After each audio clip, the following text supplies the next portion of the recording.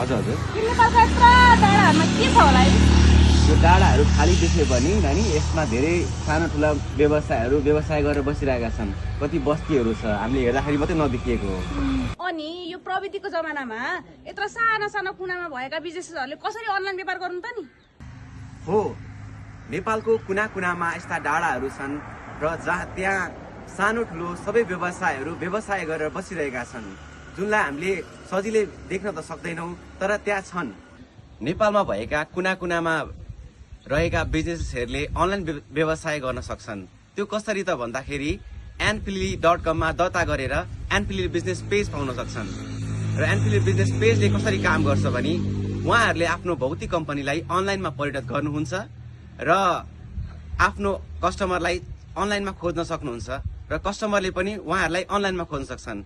अब भएन त सजिलो, नेपालको कुना कुनामा रहेका सबै व्यवसायको कथाहरू npili.com ले समेट्ने प्रक्रियामा छ। त्यसैले आफ्नो व्यवसायलाई दर्ता गरौँ र npili बिजनेस पेज पाऊ।